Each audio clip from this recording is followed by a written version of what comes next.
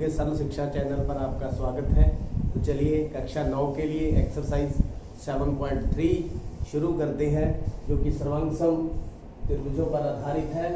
इसमें क्या दिया है और क्या हमें सिद्ध करना है वो हम आज करेंगे। क्या दिया है? ये आकृति है त्रिभुज ABC। आकृति में त्रिभुज ABC और त्रिभुज DBC एक ही आधार BC पर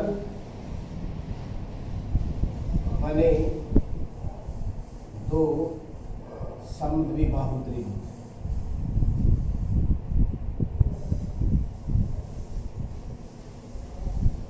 देखिए, ये भी समद्विबाहु है और ये भी, ये इसके बराबर है, ये इसके बराबर है। A और D भुजा BC के एक ही ओर स्थित है, एक ही ओर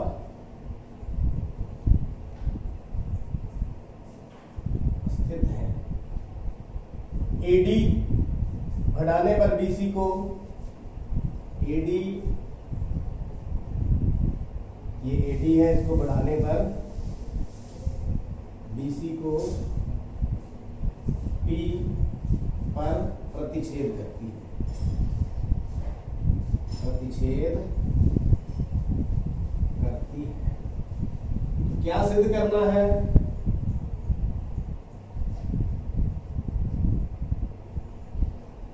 देखिए, पहला जो है वो ट्रायंगल, जो त्रिभुज है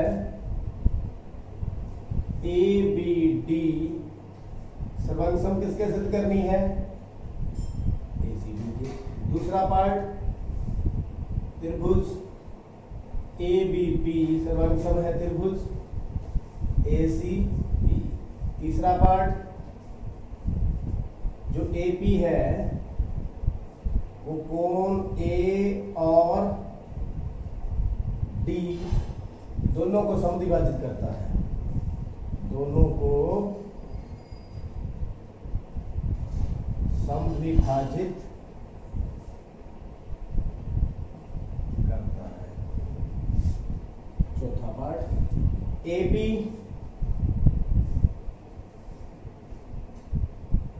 रेखाखंड BC का लंब समद्विभाजक है, BC का लंब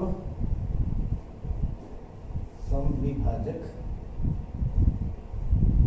देखिए, एग्जाम के अंदर दिया है और सिद्ध करना आप लिख कर आए तो इसके भी उसके अंदर मार्क्स होते हैं, इसलिए जो दिया है और सिद्ध है उसको भी आप जरूर लिखें। तो आइए इसका हम प्रमाण करते हैं, हल करते हैं। जो त्रिभुज है ABD, त्रिभुज ABD तथा त्रिभुज ACD में ABD कौन सी है? ये वाली ABD, और ACD ये वाली। तो देखिए, यहां पर इसको सर्वांगसम सिद्ध करना बहुत आसान है। देखो, AB किसके बराबर है? AC के। AB किसके बराबर है? AC के। दिया है, क्योंकि ये समद्विबाहु त्रिभुज है। इसी तरह BD किसके बराबर है? DC के। ये भी क्या है? दिया है। तो तीसरा देखिए, उभयनिष्ठ साझा है AD बराबर में AD। उभयनिष्ठ, उभयनिष्ठ का मतलब सांझी दीवार। तो भाई या S भुजा भुजा भुजा भुजा भुजा भुजा सर्वांगसम नियम द्वारा, सर्वांगसम नियम द्वारा जो त्रिभुज है ABD किसके सर्वांगसम होगी? ACD। तो जो पहला पार्ट है वो हमारा यहाँ पर प्रूव हो गया। तो देखिए, अगर आप देखें इसके पार्ट ले, ये जो एंगल 1 है और ये एंगल 2 है, दोनों क्या होंगे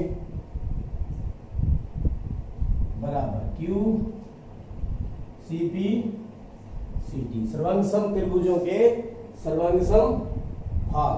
तो मेरे ख्याल में ये आपको क्लियर है। आगे चलते हैं दूसरे पार्ट की तरफ। दूसरा पार्ट,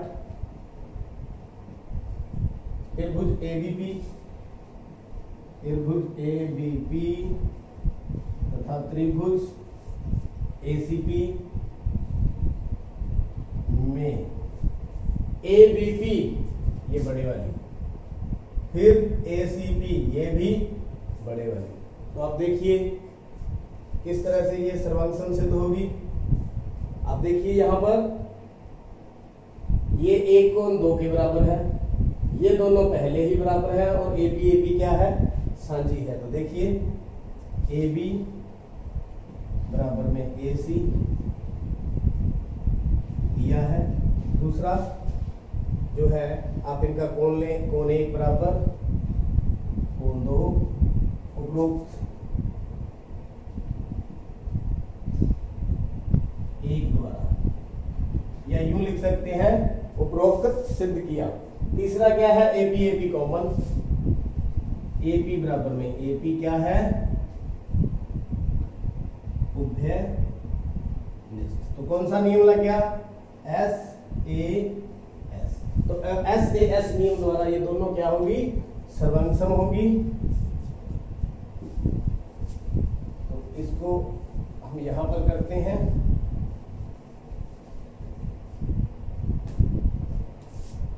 तो SAS नियम द्वारा त्रिभुज ABP किसके सर्वांगसम होगी त्रिभुज ACP के। ये दोनों क्या होगी सर्वांगसम होगी। ये दोनों सर्वांगसम होगी। तो मैं इसको लिख देता हूं एंगल 3, इसको क्या लिख देता हूं एंगल 4।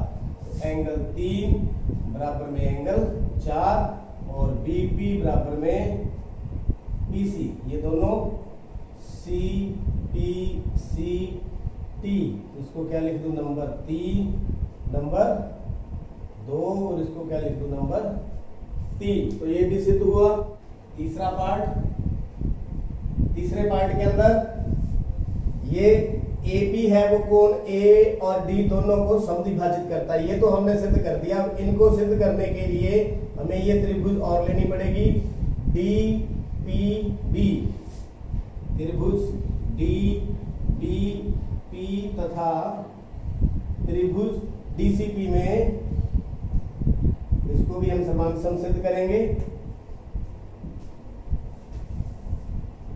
इसके अंदर देखिएगा DB बराबर में DC क्या है ये दिया है। उसके बाद DP बराबर में DP क्या है उभयनिष्ठ। रीजन बताते जाइए। आगे BP बराबर में PC उपरोक्त सिद्ध, उपरोक्त सिद्ध किया 3 से। तो ये कौन सा लग गया SSS नियम द्वारा त्रिभुज DBP किसके सर्वांगसम होगी DCP। ये दोनों त्रिभुजें क्या होगी सर्वांगसम। सर्वांगसम हो गई तो यहां मैं एंगल 5 दे देता हूं, यहां एंगल 6 दे देता हूं। एंगल 5 बराबर एंगल 6 CPCT। तो देखिए ये जो AB आ रही है 1 और 2 भी इक्वल है, 5 और 6 भी इक्वल है। तो 1 बराबर में क्या है 2। ये सिद्ध किया है 1 में द्वारा। इसका मतलब क्या है, इसका मतलब ये है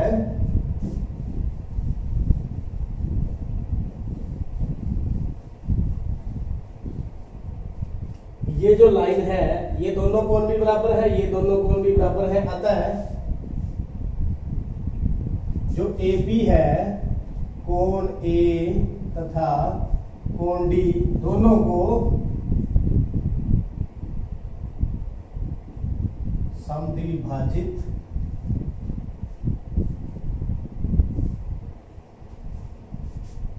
करता है। तीसरा पार्ट भी मेरे ख्याल क्लियर हो गया होगा। ओके, चलिए फोर्थ पर चलते हैं। कहता है ए बी रेखाखंड बीसी का लंब समद्विभाजक है, लंब भी है और ये समद्विभाजक भी है। तो देखिए जो कोण 3 है वो कोण 4 के बराबर है समीकरण 2 से। अब देखिए 3 + 4 दोनों का कोण जोड़ कितना है 180। क्यों? रैखिक युग्म। तो यहां पर क्या हो गया 180, तो कोण 3 कितना आ गया 180/2 बराबर में 90। तो यदि 3 90 आ गया तो 4 भी 90 आ गया। कोण 3 बराबर कोण 4 बराबर 90। और क्या है बीपी बराबर बीसी, बीपी बराबर बीसी। ये देखिए 4 से समीकरण 4 से,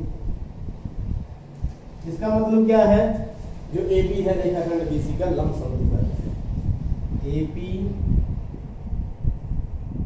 रेखाखंड बीसी का लंब समद्विभाजक है इति सिद्धम। देखिए लंब समद्विभाजक का मतलब ये 90-90 भी है और बराबर भागों में भी बांटता है, इसलिए यह है लंब समद्विभाजक। सेकेंड सम की तरफ बढ़ते हैं। इसमें क्या दिया है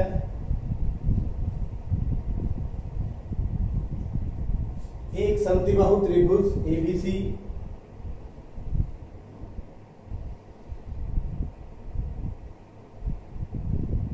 ए बी सी, एडी एक शीर्षलंब, एडी क्या है शीर्षलंब है, जिसमें ए बी बराबर ए सी, ये दोनों क्या है बराबर दिया है। एडी त्रिभुज एबीसी का शीर्षलंब तथा ए बी बराबर ए सी, ये हमें दिया है। सिद्ध क्या करना है या दिखाना क्या है?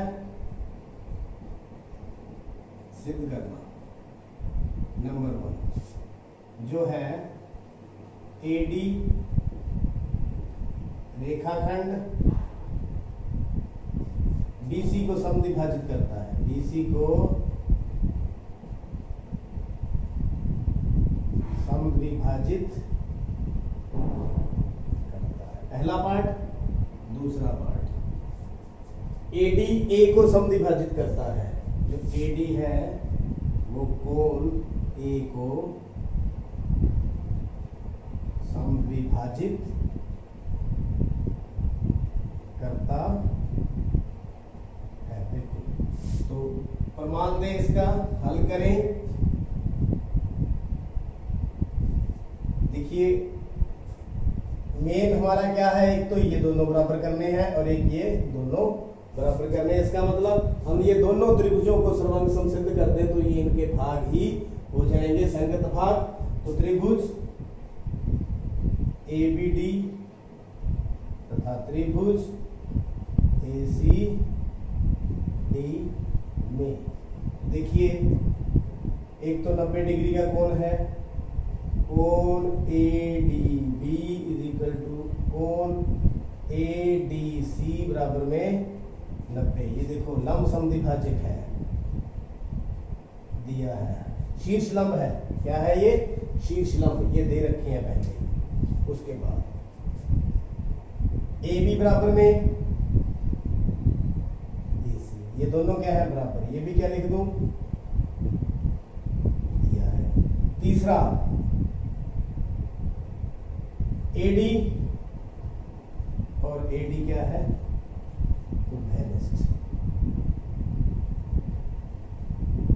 तो आप बता सकते हैं कौन सा नियम लग गया? समकोण कर्ण भुजा, मतलब आर एच एस। RHS या यूं कहें समकोण करण भुजा नियम द्वारा त्रिभुज ABD किसके समसम होगी? ACD के। त्रिभुज ACD के, ये दोनों समसम होगी। तो देखिए BD बराबर में क्या हो गया? BC। इसका मतलब क्या है? CPCT, इसको क्या लिख दूं? 1 से समीकरण 1 से ज्ञात होता है कि जो AD है वो BC को समद्विभाजित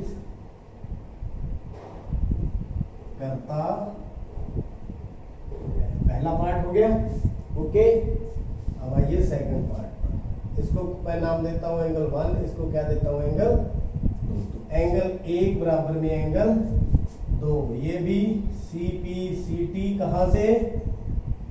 त्रिभुज ABD सर्वांगसम है त्रिभुज ACD, यहां से। तो देखिए ये इसको क्या दे दूं? समीकरण नंबर 2 दे दूं। इसका मतलब क्या है? जो AD है 2 से ज्ञात होता है कि जो AD है वो कोण A का समद्विभाजक है। इति सिद्धम। तो उम्मीद करता हूँ आज के जो 7.3 के जो सम है आप अच्छी तरह सीख चुके हैं। देखते रहिए, समझते रहिए, चैनल को सब्सक्राइब करें। आपका बहुत बहुत